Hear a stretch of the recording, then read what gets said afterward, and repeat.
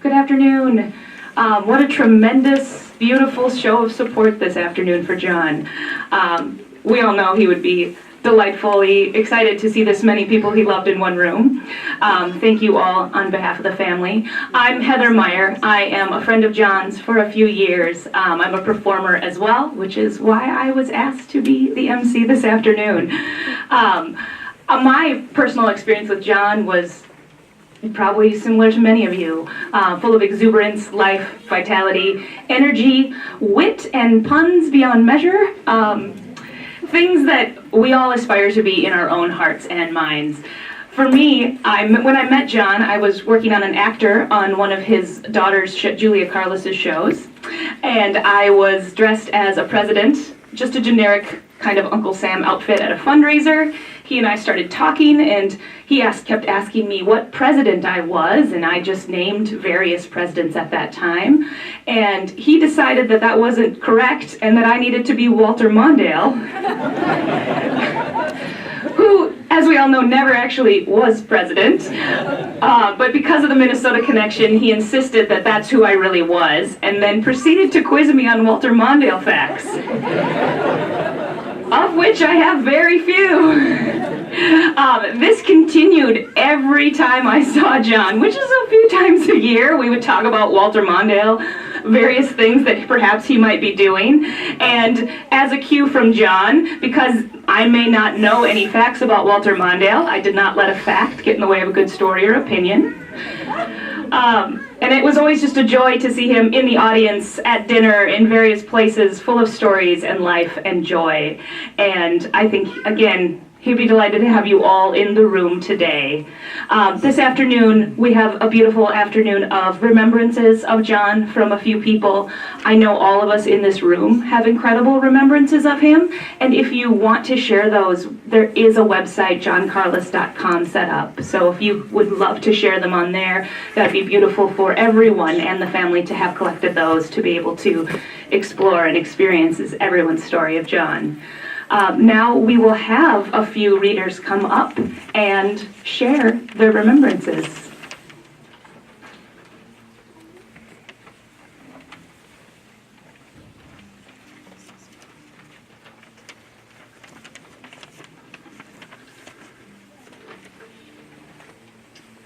Hi everyone, my name is Dan Keefe.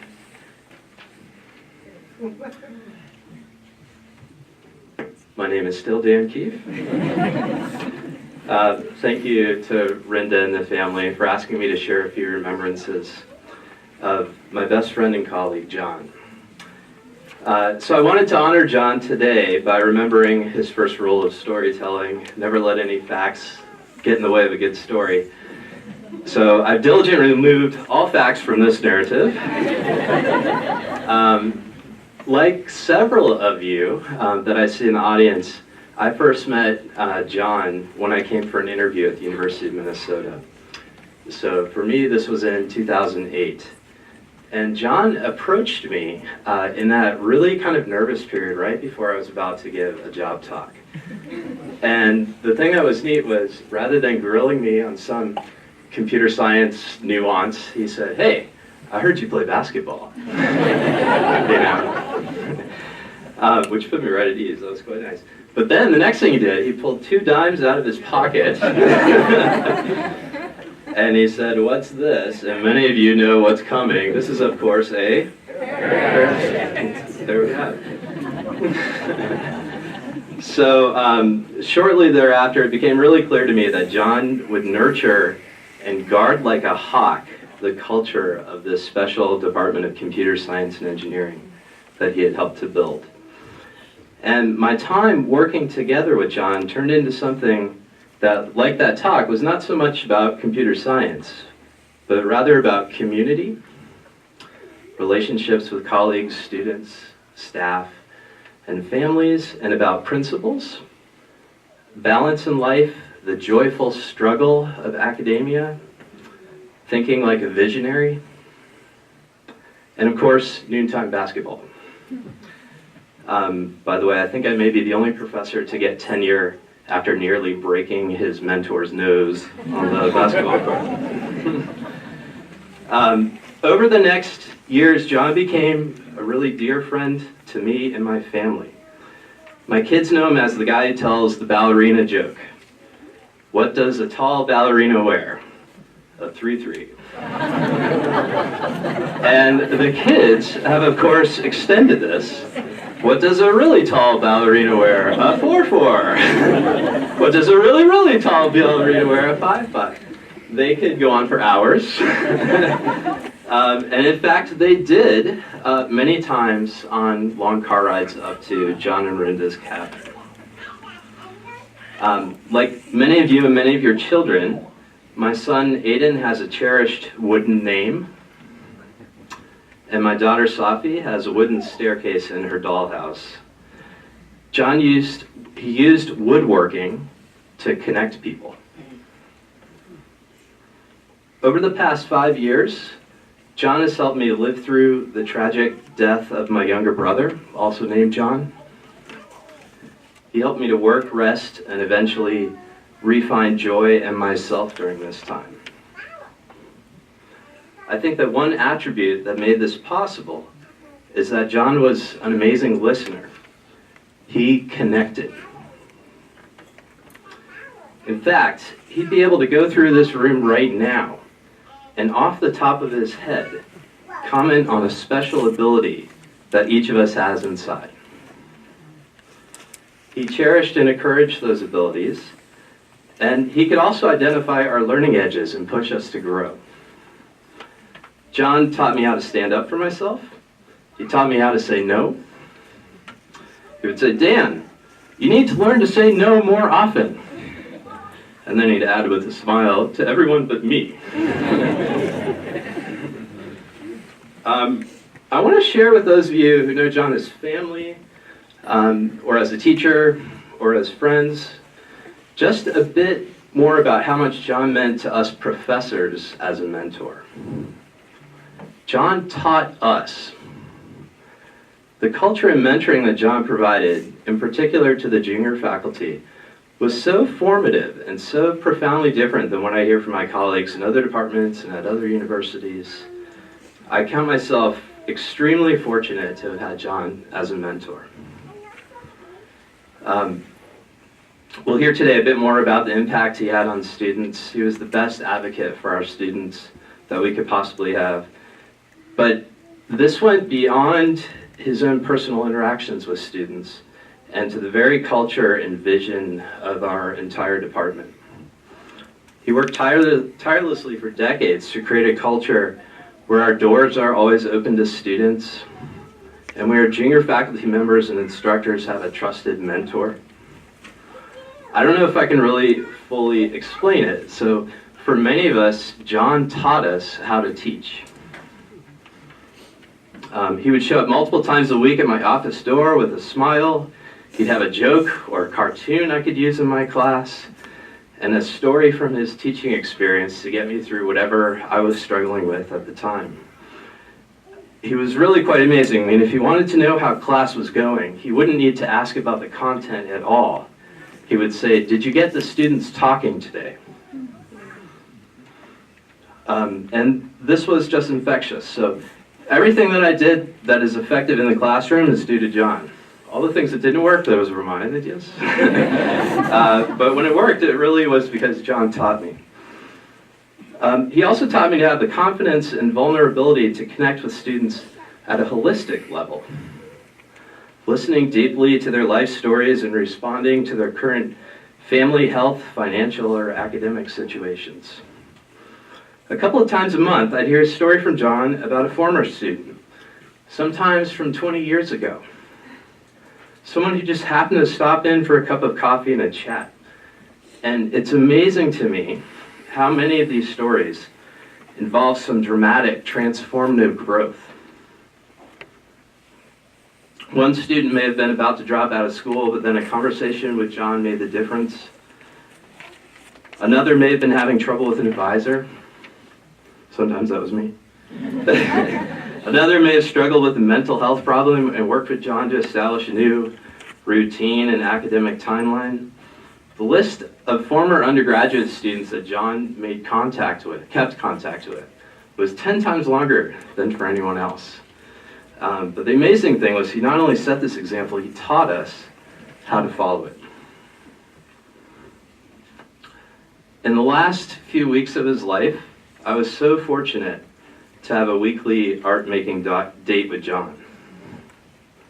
We did watercolor painting and woodblock printing, and we had a total blast. We soaked up every moment of it. So, in addition to a teacher, John was a constant learner. He created his first woodblock print just a few weeks ago. It was of a cabin, hidden deep in the woods, sunlight streaming through the trees onto the fresh snow. And I ask you to picture him there now. John Carlis left every room a happier place and made everyone around him a better person.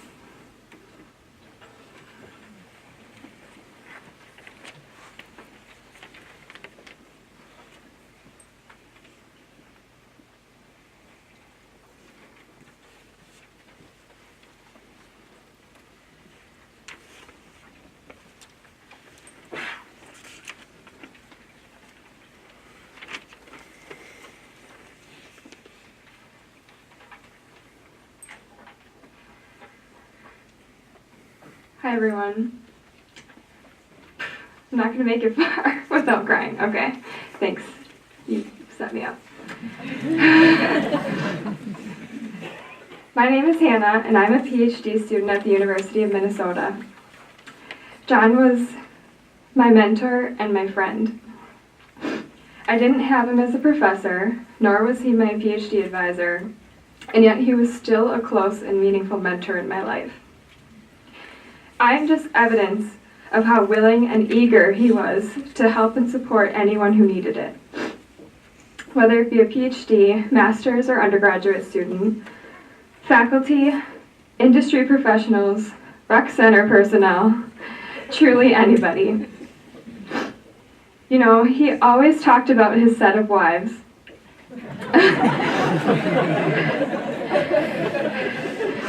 It's like there was a set of John Carlises, with n greater than 1, with the sheer number of people he taught, advised, mentored, coached, exercised, collaborated with, and befriended. But no, this set of one man touched this many lives.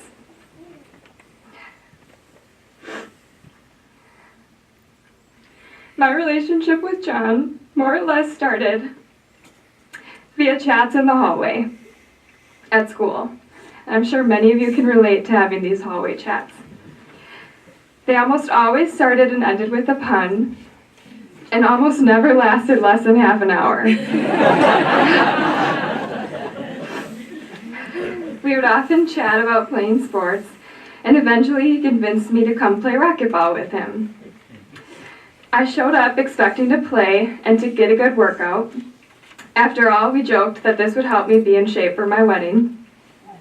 But what I didn't expect, but should have, given the length of my hallway chats, was how long we'd spend chatting in the rec center between games.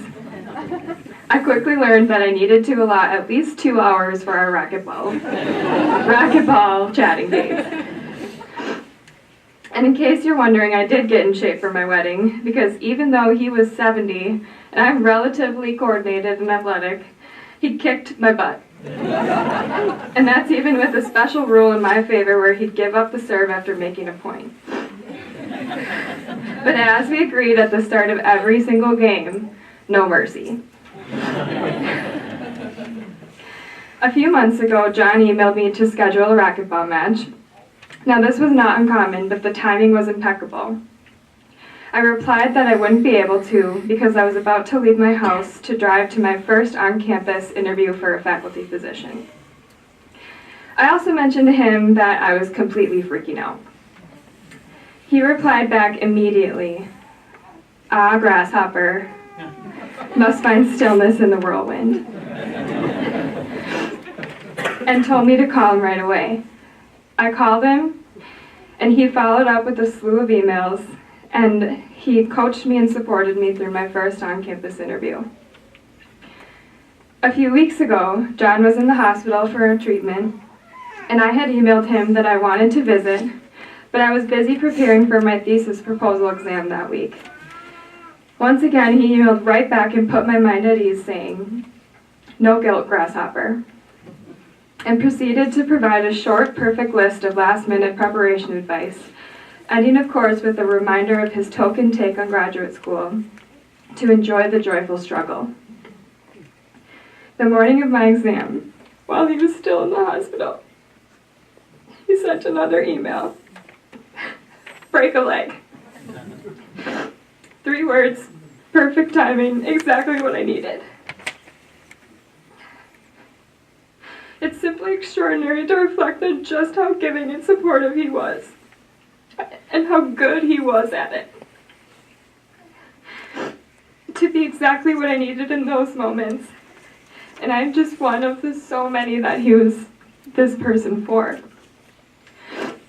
Recently, John and I had been talking about teaching, and he lent me this book that he said changed his life as a teacher.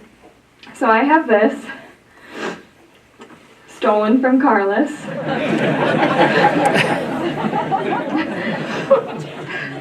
He actually did officially give it to me, but as he would say, never let the details get in the way of a good story. He told me that he measured his teaching by the sum total of desired change of each individual student. At the time, we were just talking and thinking about teaching. Now I realize that if life is measured that way, by the sum total of influence you've had on individual people in your life, then John lived the fullest life possible.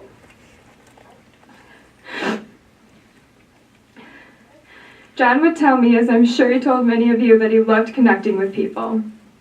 But not only that, he also loved connecting those people with other people. He wasn't just networking for himself, he was surrounding himself with good people and hoping that these people would also be good for the others he knew. Among his network were a number of women who he especially cared for and supported and mentored in various ways, women whom he thought were special. John started introducing and connecting us over email and in person. Now we all intend to honor him by getting together on a regular basis. We're all sure he'd be so happy seeing us all connect and supporting each other, as he always hoped and intended. And if there's others out there we're missing, we're happy to have you join us. When I first heard the news about John, I, and I'm sure many of you, felt flustered and shocked. It's a true loss. But I was almost immediately comforted as I thought what he would say. "Be calm. Grasshopper must find stillness in the whirlwind." May we remember him every time we look at a painting he gave us, or your name or your child's name in wood.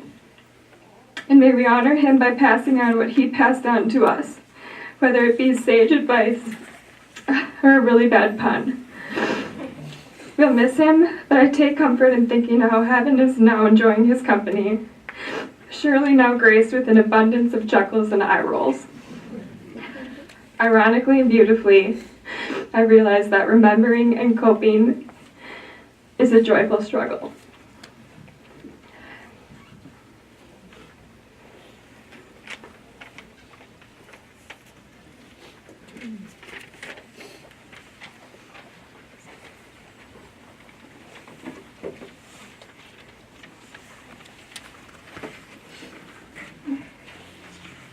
So I am not Nelson.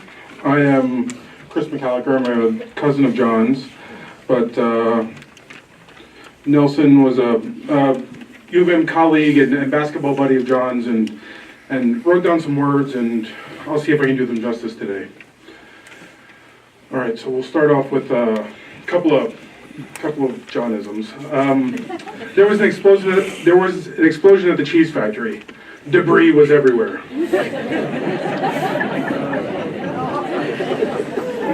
I think the back just got it. Did you know that a famous French dictator was actually killed in a kitchen explosion? Linoleum blown apart. That one's a little bit, groans. That one's a little bit more heavy-handed. So these were just two of the at least 1,000 corny jokes that John told me almost every day. Of course, all of you who knew John know that he loved telling corny jokes. It wasn't so much that he loved telling them. I disagree with Nelson there. What he loved was seeing the reaction of the recipient. He would wait there expectantly, waiting for the eye roll, or the groan, or the laugh, or the just complete ignorance of what was going on. So I knew John